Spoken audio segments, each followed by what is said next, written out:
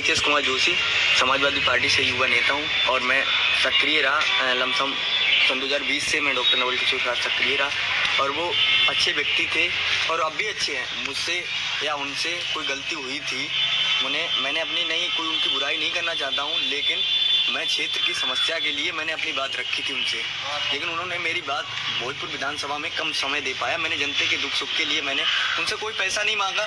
जो पैसे के लिए लोग कमेंट कर रहे हैं कि पैसा फेसबुक पे डालने, पैसे के लिए पैसा उन्होंने नहीं दिया तब नीतीश कुमार जोशी ने डाल दिया, ऐसा कुछ नहीं है। वो हर किसी विधानसभा से तैयारी कर रहे हैं, ये भी नहीं चाहता। अखिलेश जी जहाँ उन्हें लड़ाएंगे हम लड़ाएंगे उन्हें, और मैं अखिलेश जी का सच्चा सिपाही हूँ।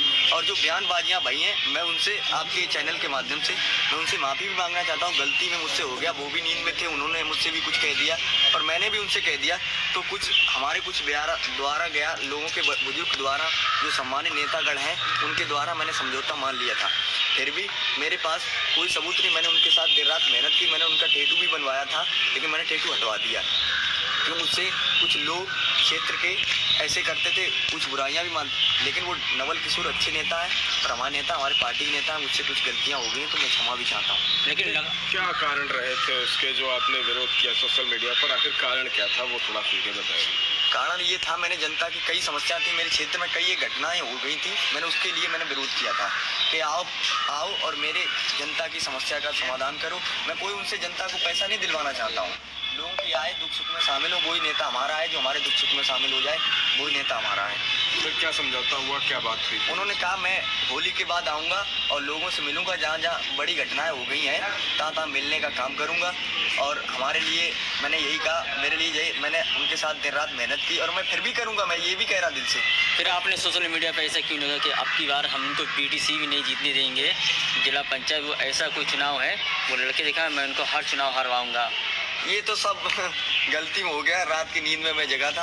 और रात की नींद में क्या गलती होती है? रात के लमसम 1 बजे के करीबन हुआ था, लेकिन मैंने क्षमा मांग ली। लेकिन सोशल मीडिया पर लोग आपसे ये भी बराबर बोल रहे हैं कि नवल किशोर ने आपको पैसे भी नहीं दिए, इसी वजह से आप उनके सोशल मीडिया पर नहीं, ऐसा कुछ नहीं है। वो हमारे बड़े भाई हैं, प्रिय हैं और वो फरुखाबाद की जनता के सांसद भी हैं। अच्छा, जिस प्रकार से अभी बताया कि नवल किशोर साहब उन्होंने क्या कुछ आपसे उस वक्त कहा जब आप कोई इतना गुस्सा? ये तो घर परिवार वाली बात है, हमारे परिवार जैसे संबंध है और हमारे परिवार की बात है, वो हो गया। वहाँ से मैं बात खत्म करता हूँ और वो हमारे परिवार के व्यक्ति हैं। क्या वास्तव में नींद में ही थे या कहीं एक विधायक जी जनपद के फरुखाबाद के विधायक रहे थे, उन्होंने नशे में विद्यार्थी परिषद के कुछ लोगों से बोल दिया था कि नींद और नशे में थोड़ा फर्क होता है, नींद में थे या नशे में थे? वो नींद में थे, वे ऑपरेशन वगैरह करते रहते हैं, इसलिए नींद में भी कम सो पाते हैं। उनके जैसा नेता भी मिलना मुश्किल है फरुखाबाद में। आगे क्या आप रहने वाली है समाजवादी पार्टी की आगामी रणनीति? देखिए, अखिलेश जी जिसे लड़ाएंगे, माननीय अखिलेश यादव जी जिसे लड़ाएंगे उसे लड़ाने का काम करेंगे। डॉक्टर नवल किशोर लड़ाएंगे तो मैं उन्हें लड़ाऊंगा और मैं समाजवादी पार्टी के चारों विधानसभा के लोगों को, मैं फरुखाबाद से मैं यही चाहता हूँ, अमृतपुर से बड़े भाई डॉक्टर जितेंद्र सिंह यादव आएँ और वो चुनाव लड़ें। और मैं ये वादा करता हूँ कि डॉक्टर जितेंद्र यादव जो अमृतपुर विधानसभा से टिकट ले सकते हो, जीत भी सकते, तो डॉक्टर जितेंद्र यादव जीत सकते हैं, समाजवादी पार्टी के नेता। और फरुखाबाद में अखिलेश जी जिसे लड़ाएंगे मैं उसे लड़ाने का काम करूंगा और मैं समाजवादी पार्टी का सच्चा सिपाही हूँ हमेशा। नहीं, सोशल मीडिया पे आप माफ़ी मांग रहे हैं, किसी के दबाव में मांग रहे हैं? नहीं, कोई दबाव नहीं, मेरे पास कोई दबाव नहीं आया। तो फिर आप ये लगातार जो पोस्टर डाल रहे हैं तो आपके ऊपर दबाव पड़ेगा, तभी तो आप माफ़ी मांग रहे हैं? नहीं, कोई दबाव नहीं पड़ा, किसी का दबाव नहीं। कई लोगों के कमेंट आ रहे हैं पैसे लेके, क्या आप तक पैसे पहुंच गए इसलिए माफ़ी मांग रहे हैं? मैंने किसी का पैसा नहीं लिया।